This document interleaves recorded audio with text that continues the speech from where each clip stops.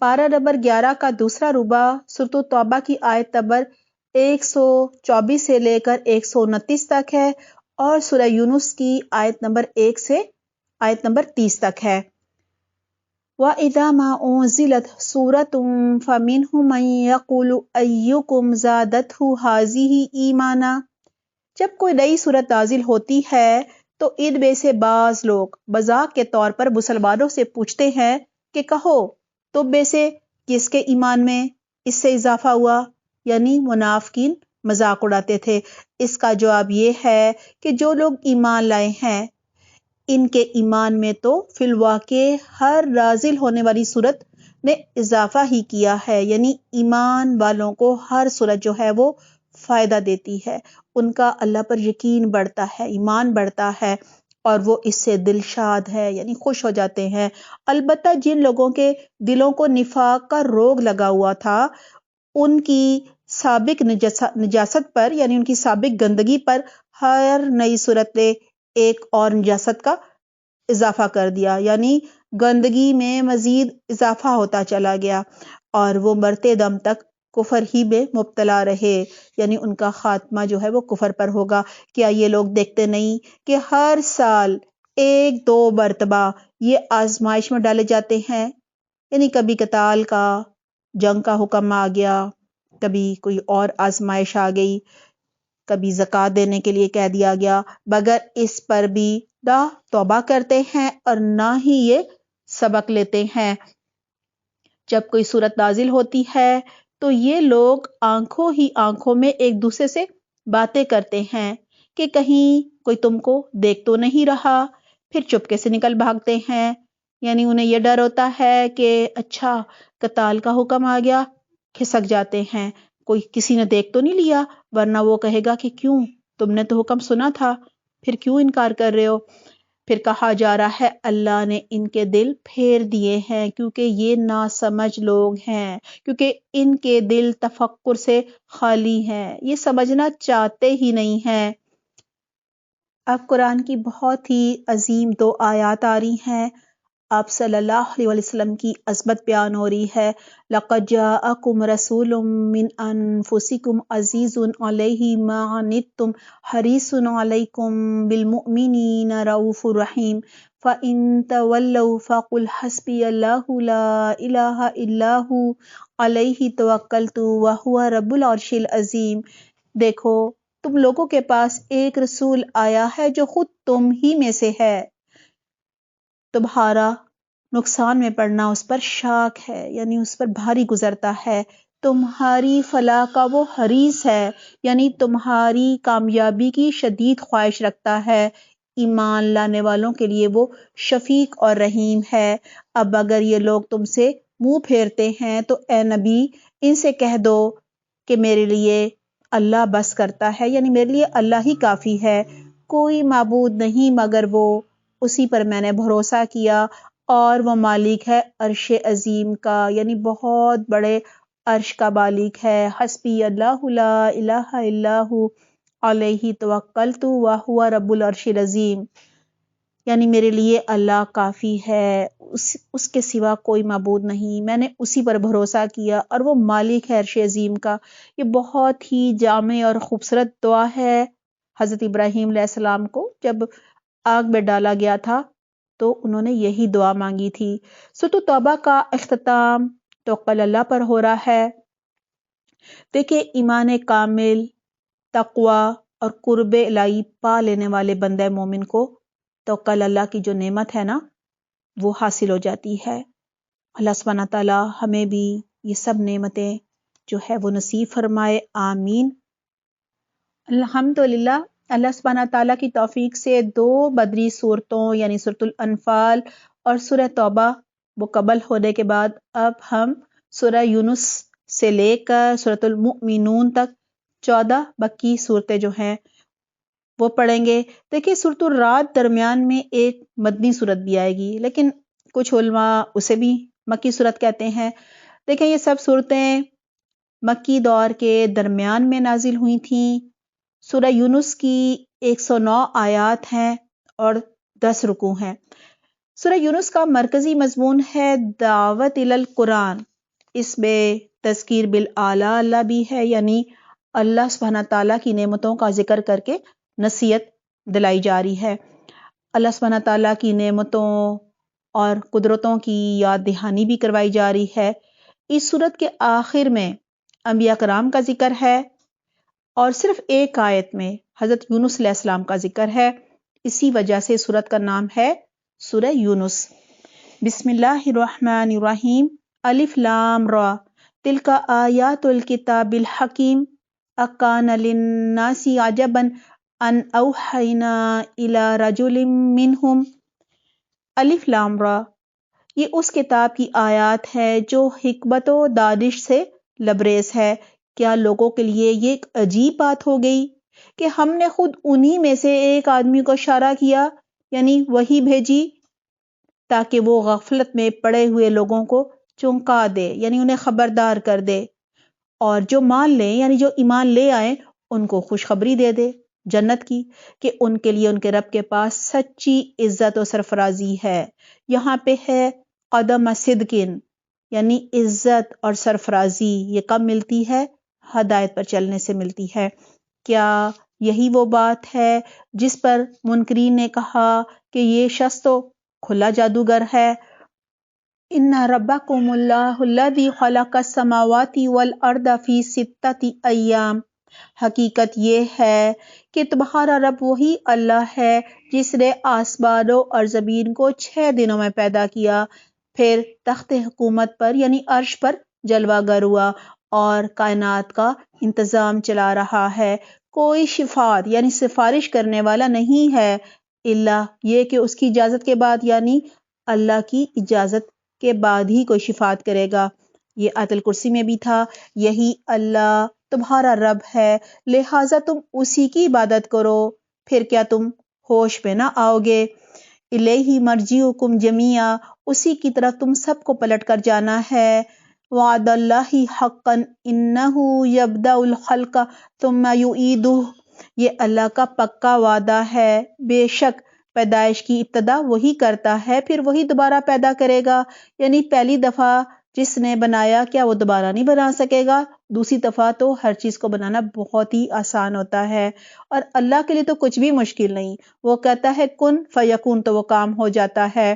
کہا جا رہا ہے پھر وہی دوبارہ پیدا کرے گا تاکہ جو لوگ ایمان لائے اور جنہوں نے نیک اعمال کیے ان کو پورے انصاف کے ساتھ جزا دے، اور جنہوں نے کفر کا طریقہ اختیار کیا وہ کھولتا ہوا پانی پئیں اور دردناک سزا بھگتیں اس انکار حق کی پاداش میں جو وہ کرتے رہے.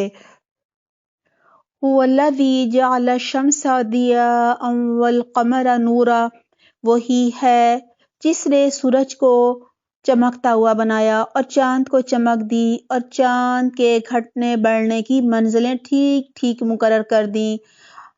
دراصل مشرکین مکہ تہمات کا شکار لوگ تھے. چاند کے گھٹنے بڑھنے سے وہ قسمت کا حال معلوم کیا کرتے تھے.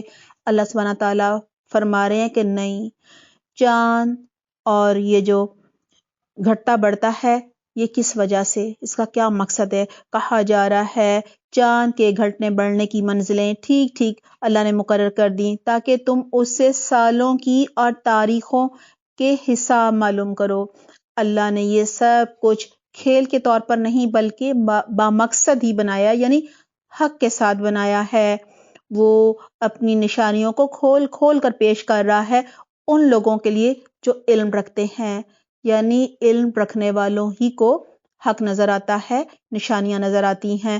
ان فی اختلاف اللیل والنہار وما خلق اللہ فی السماوات والارض، یقیناً رات اور دن کے الٹ پھیر میں یعنی ان کے آنے جانے میں اور ہر اس چیز میں جو اللہ نے زمین اور آسمانوں میں پیدا کی ہے نشانیاں ہیں ان لوگوں کے لیے جو غلط روی سے بچنا چاہتے ہیں. اب بتایا جا رہا ہے کہ جہنم کن لوگوں کے لیے ہوگی. ان الذین لا یرجون لقاءنا وردوا بالحیات الدنیا، حقیقت یہ ہے کہ جو لوگ ہم سے ملنے کی توقع نہیں رکھتے، امید نہیں رکھتے اور دنیا کی زندگی ہی پر راضی اور مطمئن ہو گئے ہیں اور جو لوگ ہماری نشانیوں سے غافل ہیں ان کا آخری ٹھکانہ جہنم ہوگا، ان برائیوں کی وجہ سے جو وہ کرتے رہے، اپنے اس غلط عقیدے اور غلط طرز عمل کی وجہ سے جو وہ گناہ کرتے رہے۔ اور یہ بھی حقیقت ہے کہ جو لوگ ایمان لائے، یعنی جنہوں نے ان سچائیوں کو، ان صداقتوں کو قبول کر لیا جو اس کتاب میں پیش کی گئی ہیں، وَعَمِلُوا الصَّالِحَاتِ يَهْدِيهِمْ رَبُّهُمْ بِإِيمَانِهِمْ، اور انہوں نے نیک اعمال کیے اور انہیں ان کا رب ان کے ایمان کی وجہ سے ہدایت کے راستے پر چلائے گا۔ نعمت بری جنتوں میں ہوں گی ان کے لیے جن کے نیچے نہریں بہتی ہیں، وہاں ان کی صدا یہ ہوگی کہ پاک ہے تو اے خدا، ان کی یہ دعا ہوگی کہ سلامتی ہو، اور ان کی ہر بات کا خاتمہ اس پر ہوگا۔ ان الحمد للہ رب العالمین، کہ ساری تعریف اللہ رب العالمین کے لیے ہے۔ یہاں یہی بتایا جا رہا ہے کہ جیسے دنیا میں مخلص مومن جو ہیں وہ دنیا کی ہر نعمت پر الحمدللہ کہا کرتے تھے، اور آزمائش آنے پر بھی الحمدللہ علی کل حال کہا کرتے تھے۔ آخرت میں بھی جنت کی نعمتیں پانے پر وہ یہی کہیں گے کہ الحمدللہ رب العالمین۔ اور جنت میں صرف وہی جائے گا جو دنیا میں صبر کرنے والا ہوگا، یعنی آزمائشوں کے آنے پر بھی وہ الحمدللہ کہتا ہوگا اور نعمتیں ملنے پر بھی الحمدللہ کہتا ہوگا۔ وَلَوْ يُعَجِّلُ اللَّهُ لِلنَّاسِ، اگر کہیں اللہ لوگوں کے ساتھ برا معاملہ کرنے میں بھی اتنی ہی جلدی کرتا جتنی وہ دنیا کی بھلائی مانگنے میں جلدی کرتے ہیں، تو ان کی مہلت عمل کبھی کی ختم کر دی گئی ہوتی، یعنی وہ اپنے گناہوں کی وجہ سے ہلاک کر دیے جاتے۔ کیونکہ کئی دفعہ لوگ غصے میں خود کو یا اپنی اولاد کو بد دعائیں دیتے ہیں، اور مشرکین مکہ بھی بار بار عذاب مانگ رہے تھے۔ اللہ تعالیٰ فرما رہے ہیں مگر ہمارا یہ طریقہ نہیں ہے، اس لیے ہم ان لوگوں کو جو ہم سے ملنے کی توقع نہیں رکھتے ان کی سرکشی میں بھٹکنے کے لیے چھوڑ دیتے ہیں، یعنی زبردستی ہدایت نہیں دی جاتی، ہدایت انہیں کو ملتی ہے جن کے اندر طلب ہوتی ہے۔ انسان کا حال یہ ہے کہ جب اس پر کوئی سخت وقت آتا ہے، یعنی کوئی آزمائش آ جاتی ہے، تو کھڑے اور بیٹھے اور لیٹے ہم کو پکارتا ہے، یعنی تب صرف ایک اللہ کو پکارتا ہے، مگر جب ہم اس کی مصیبت ٹال دیتے ہیں تو ایسا چل نکلتا ہے کہ گویا اس نے کبھی اپنے کسی برے وقت میں ہم کو پکارا ہی نہیں تھا، یعنی اب اسے ہم بھول جاتے ہیں۔ اس طرح حد سے گزر جانے والوں کے لیے ان کے کرتوت خوشنما بنا دیے گئے ہیں۔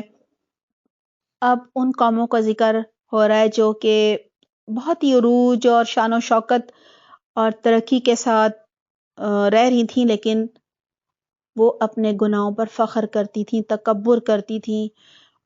وَلَقَدْ أَهْلَكْنَا الْقُرُونَ مِنْ قَبْلِكُمْ، لوگوں تم سے پہلے کی قوموں کو جو اپنے اپنے زمانے میں برسر عروج تھیں ہم نے ہلاک کر دیا، جب انہوں نے ظلم کی روش اختیار کی اور ان کے رسول ان کے پاس کھلی کھلی نشانیاں لے کر آئے اور انہوں نے ایمان لا کر ہی نہ دیا۔ اس طرح ہم مجرموں کو ان کے جرائم کا بدلہ دیا کرتے ہیں۔ اب ان کے بعد ہم نے تم کو زمین میں ان کی جگہ دی ہے، کیوں دی ہے؟ تاکہ دیکھیں، لِنَنظُرَ کَیْفَ تَعْمَلُونَ، تاکہ ہم دیکھیں کہ کیف تعملون، تم کیسے عمل کرتے ہو۔ یہاں یہی بتایا جا رہا ہے کہ اب تم ان کے انجام سے عبرت پکڑو، اگر تم بھی ویسے ہی عمل کرو گے جیسے وہ کرتے تھے تو تمہارا بھی وہی انجام ہوگا جو ان کا ہوا۔ وَإِذَا تُتْلَى عَلَيْهِمْ آيَاتُنَا بَيِّنَاتٍ، جب انہیں ہماری صاف صاف باتیں سنائی جاتی ہیں تو وہ لوگ جو ہم سے ملنے کی توقع نہیں رکھتے کہتے ہیں کہ اس کی بجائے کوئی اور قرآن لاؤ یا اس میں کچھ ترمیم کرو، تبدیلی کرو، یعنی خود کو نہیں بدلنا چاہتے، قرآن کو بدلنا چاہتے ہیں۔ اے محمد ان سے کہو میرا یہ کام نہیں ہے کہ اپنی طرف سے اس میں کوئی تبدیلی کر لوں، یعنی قرآن کو میں خود تو تبدیل نہیں کر سکتا، میں تو بس اس وحی کا پیروکار ہوں جو میرے پاس بھیجی جاتی ہے۔ انی اخاف ان عصیت ربی عذاب یوم عظیم، اگر میں اپنے رب کی نافرمانی کروں تو مجھے ایک بڑے ہولناک دن کے عذاب کا ڈر ہے۔ اور کہو اگر اللہ کی مشیت یہی ہوتی تو میں یہ قرآن تمہیں کبھی نہ سناتا اور اللہ تمہیں اس کی خبر تک نہ دیتا، آخر اس سے پہلے میں ایک عمر تمہارے درمیان گزار چکا ہوں۔ رسول اللہ صلی اللہ علیہ وسلم فرما رہے ہیں کہ میں صادق تھا، امین تھا، میں نے کبھی کہانت نہیں سیکھی، کبھی کوئی جادو نہیں سیکھا، کبھی کوئی ایسی بات نہیں کی۔ کیا تم عقل سے کام نہیں لیتے؟ پھر اس سے بڑھ کر ظالم اور کون ہوگا جو ایک جھوٹی بات گڑھ کر اللہ کی طرف منسوب کرے یا اللہ کی واقعی آیات کو جھوٹا قرار دے؟ یعنی میں کیسے اللہ پر جھوٹ گڑھوں؟ اگر میں گڑھوں گا تو میں ظالم ہو جاؤں گا، میں کیسے قرآن کو بدلوں؟ یقیناً مجرم کبھی فلاح نہیں پاتے، یعنی تم اللہ کی آیات نہیں مانتے تو پھر تم ظالم ہو۔ وَيَعْبُدُونَ مِن دُونِ اللَّهِ مَا لَا يَضُرُّهُمْ وَلَا يَنفَعُهُمْ، یہ لوگ اللہ کے سوا ان کی پرستش کر رہے ہیں، یعنی پوجا کر رہے ہیں جو ان کو نہ نقصان پہنچا سکتے ہیں نہ نفع، یعنی یہ بت تو نفع نقصان نہیں پہنچا سکتے، اور کہتے یہ ہیں کہ یہ اللہ کے ہاں ہمارے سفارشی ہیں۔ اے محمد ان سے کہو کیا تم اللہ کو اس بات کی خبر دیتے ہو جسے نہ آسمانوں میں جانتا ہے وہ اور نہ زمین میں؟ سبحانہ و تعالی اما یشرکون، پاک ہے وہ اور بالا و برتر ہے اس شرک سے جو یہ لوگ کرتے ہیں۔ سارے انسان ابتدا میں ایک ہی امت تھے، بعد میں انہوں نے مختلف عقیدے اور مسلک بنا لیے، اور اگر تیرے رب کی طرف سے پہلے ہی ایک بات طے نہ کر لی گئی ہوتی، وہ بات کیا تھی؟ کہ سب امتحان کے لیے پیدا کیے گئے ہیں مرضی اور اختیار کے ساتھ، اب یہ جو راستہ چنیں گے اسی کے حساب سے ان کا انجام ہوگا۔ تو کہا جا رہا ہے اگر یہ بات طے نہ کر لی گئی ہوتی تو جس چیز میں وہ باہم اختلاف کر رہے ہیں اس کا فیصلہ کر دیا جاتا، اور یہ بھی ہمیشہ سے اللہ تعالی کا اصول ہے، اللہ کی سنت ہے کہ تمام اختلافات کا جو فیصلہ ہے وہ قیامت کے دن ہوگا۔ اور یہ جو وہ کہتے ہیں کہ اس نبی پر اس کے رب کی طرف سے کوئی نشانی کیوں نہیں اتاری گئی، یعنی یہ کوئی معجزہ کیوں نہیں لاتا، تو ان سے کہو غیب کا مالک و مختار تو اللہ ہی ہے، اچھا انتظار کرو، میں بھی تمہارے ساتھ انتظار کرتا ہوں۔ لوگوں کا حال یہ ہے کہ مصیبت کے بعد جب ہم ان کو رحمت کا مزہ چکھاتے ہیں، یعنی کوئی انہیں نعمت دیتے ہیں، تو فوراً ہی وہ ہماری نشانیوں کے معاملے میں چال بازیاں شروع کر دیتے ہیں۔ ان سے کہو اللہ اپنی تدبیر میں تم سے زیادہ تیز ہے، ان کے فرشتے تمہاری سب مکاریوں کو قلم بند کر رہے ہیں، یعنی سب کرامن کاتبین لکھ رہے ہیں، وہ اللہ ہی ہے جو تم کو خشکی اور تری میں چلاتا ہے، یعنی قانون قدرت ہے، سواریاں جو ہیں وہ انسانوں کو لے کر چلتی ہیں، کشتیاں وغیرہ، چنانچہ جب تم کشتیوں میں سوار ہو کر خوشی خوشی سفر کر رہے ہوتے ہو، پھر یکا یک ایک بات مخالف کا زور ہوتا ہے، یعنی اچانک تیز ہوا چل پڑتی ہے، لہریں اٹھتی ہیں اور ہر طرف سے موجوں کے تھپیڑے لگتے ہیں، اور مسافر سمجھ لیتے ہیں کہ طوفان میں گھر چکے ہیں۔ اس وقت سب اپنے دین کو اللہ ہی کے لیے خالص کر کے اس سے دعائیں مانگتے ہیں، یعنی اس وقت ان کو اپنے معبود بھول جاتے ہیں کہ اللہ سے کہتے ہیں کہ اگر تو نے ہم کو اس بلا سے نجات دے دی تو ہم شکر گزار بندے بنیں گے، مگر جب وہ ان کو بچا لیتا ہے تو پھر وہی لوگ حق کے منحرف ہو کر، انکاری ہو کر زمین میں بغاوت کرنے لگتے ہیں۔ لوگو تمہاری یہ بغاوت الٹی تمہارے ہی خلاف پڑے گی، دنیا کے چند روزہ مزے لوٹ لو، پھر ہماری طرف ہی تمہیں پلٹنا ہے، یعنی لوٹ کر آنا ہے، اس وقت ہم تمہیں بتا دیں گے کہ تم کیا کچھ کرتے رہے. دنیا کی یہ زندگی جس کے نشے میں مست ہو کر تم ہماری نشانیوں سے غفلت برت رہے ہو، اس کی مثال ایسے ہی ہے جیسے آسمان سے ہم نے پانی برسایا تو زمین کی پیداوار جس سے آدمی اور جانور سب کھاتے ہیں خوب گھنی ہو گئی. پھر عین اس وقت جب کہ زمین اپنی بہار پر تھی اور کھیتیاں بنی سنوری کھڑی تھیں اور ان کے مالک سمجھ رہے تھے کہ اب ان سے فائدہ اٹھانے پر ہم قادر ہیں، یکا یک رات کو یا دن کو ہمارا حکم آ گیا، یعنی آندھی یا طوفان آ گیا اور ہم نے اسے ایسا غارت کر کے رکھ دیا کہ گویا کل وہاں کچھ تھا ہی نہیں. اس طرح ہم نشانیاں کھول کھول کر پیش کرتے ہیں ان لوگوں کے لیے جو سوچتے سمجھتے ہیں. تم اس ناپائیدار زندگی کے فریب میں مبتلا ہو رہے ہو اور اللہ تمہیں دارالسلام یعنی جنت کی طرف دعوت دے رہا ہے. ہدایت اس کے اختیار میں ہے، جس کو وہ چاہتا ہے سیدھا راستہ دکھاتا ہے. جن لوگوں نے بھلائی کا طریقہ اختیار کیا ان کے لیے بھلائی ہے اور مزید فضل یعنی اللہ کا دیدار. ان کے چہروں پر سیاہی اور ذلت نہ چھائے گی، وہ جنت کے مستحق ہیں جہاں وہ ہمیشہ رہیں گے. اور جن لوگوں نے برائیاں کمائی ان کی برائی جیسی ہے ویسا ہی وہ بدلہ پائیں گے. ذلت ان پر مسلط ہوگی، کوئی اللہ سے ان کو بچانے والا نہ ہوگا. ان کے چہروں پر ایسی تاریکی چھائی ہوگی جیسے رات کے سیاہ پردے ان پر پڑے ہوئے ہوں. وہ دوزخ کے مستحق ہیں جہاں وہ ہمیشہ رہیں گے. جس روز ہم ان سب کو ایک ساتھ اپنی عدالت میں کھڑا کریں گے، پھر ان لوگوں سے جنہوں نے شرک کیا ہے کہیں گے ٹھہر جاؤ تم بھی اور تمہارے بنا ہوئے شریک بھی. پھر ہم ان کے درمیان سے اجنبیت کا پردہ ہٹا دیں گے اور ان کے شریکوں سے کہیں گے کہ تم ہماری عبادت تو نہیں کرتے تھے، ہمارے اور تمہارے درمیان اللہ کی گواہی کافی ہے، ہم تمہاری اس عبادت سے بالکل بے خبر تھے. اس وقت ہر شخص اپنے کیے کا مزہ چکھ لے گا، سب اپنے حقیقی خالق کی طرف پھیر دیے جائیں گے اور وہ سارے جھوٹ جو انہوں نے گھڑ رکھے تھے گم ہو جائیں گے.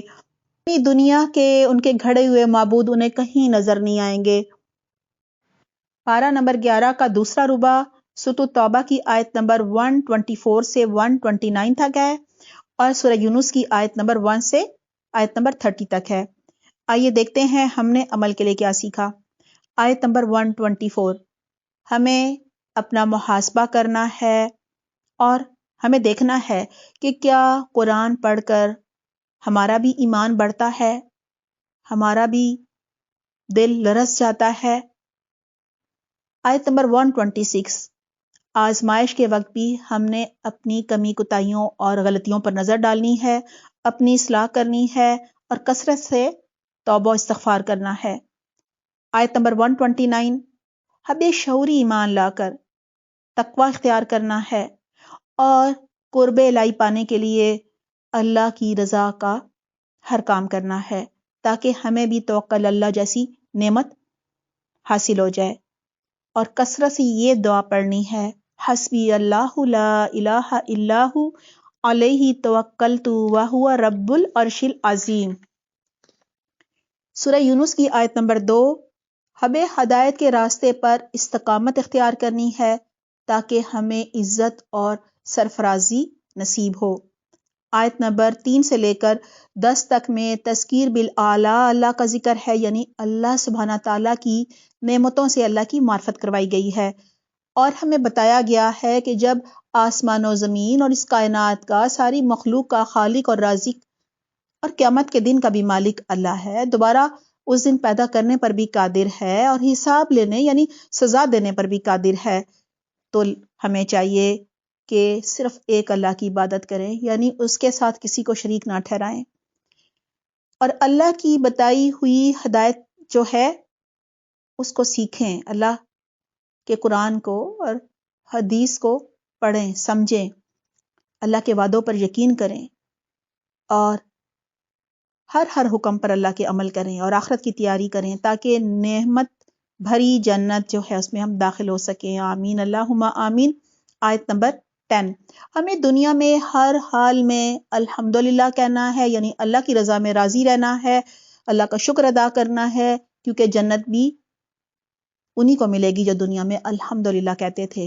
اور وہاں بھی سب آپس میں سلام کریں گے الحمدللہ کہیں گے جنت ملنے پر، اور فرشتے بھی انہیں سلام کریں گے اہل جنت کو۔ آیت نمبر 11، ہمیں ہمیشہ خیر کی دعائیں مانگنی چاہیے۔ آیت نمبر 12، ہمیں ہر حال میں اللہ سبحانہ تعالیٰ ہی کو مشکل کشا سمجھنا چاہیے، اور جب وہ مشکل اور آزمائش دور ہو جائے تو شکر بھی صرف اللہ کا کرنا چاہیے۔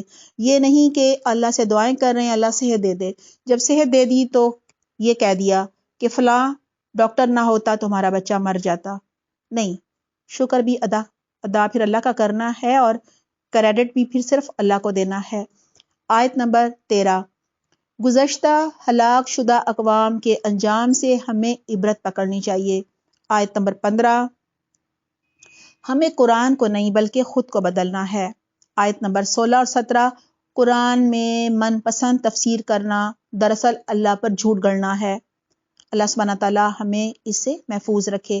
آیت نمبر 19، اللہ سبحانہ تعالیٰ نے ہمیں اس دنیا میں آزمائش کے لیے بھیجا ہے۔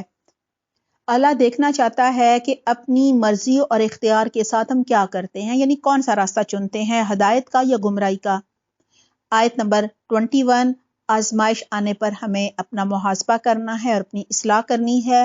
آیت نمبر 22 اور 24، اللہ سبحانہ تعالیٰ جب ہمیں آزمائش سے باہر نکالتا ہے تو ہمیں اللہ کو چھوڑ کر دوسروں کو آزمائش سے نکالنے والا نہیں کہنا، ادھر جا کے سجدے نہیں ٹیکنے، وہاں پہ چڑھاوے نہیں چڑھانے، یہ پھر شرک ہو جائے گا۔ لہٰذا ہمیں صرف اللہ کا شکر ادا کرنا ہے۔ آیت نمبر 23 اور 24، قرآن سے غفلت برتنے والوں کی مثال ایسے ہی ہے جیسے کہ پانی مردہ زمین کو زندہ کرتا ہے۔ اسی طرح قرآن کا نزول انسان کے دلوں کو زندہ کرتا ہے، اور جو قرآن سے غفلت برتتا ہے تو اس کی مثال ایسے ہی ہے جیسے کہ ایک آندھی یا طوفان ہرے بھرے کھیت کو غارت کر دے۔ بالکل اسی طرح جو حق سے منہ موڑے گا وہ بھی ہلاک کر دیا جائے گا۔ آیت نمبر 25 اور 26، ہمیں ہدایت کا بھلائی کا طریقہ اختیار کرنا ہے تاکہ جنت میں جا سکیں اور اللہ کا فضل یعنی دیدار نصیب ہو سکے۔ آیت نمبر 27 سے لے کر 30 تک، ہمیں حق کا انکار نہیں کرنا، شرک سے بچنا ہے، کیونکہ قیامت کے دن یہ من گھڑت معبود کام نہیں آئیں گے، یعنی جن کو ہم نے دنیا میں یہ سمجھا ہوگا کہ قیامت کے دن ہماری سفارش کریں گے، ہماری مدد کریں گے، اللہ کی پکڑ سے چھڑائیں گے، یہ تو اس دن کہیں نظر بھی نہیں آئیں گے۔ اللہ تعالی ہمیں بہترین عمل کی توفیق عطا فرمائے، آمین۔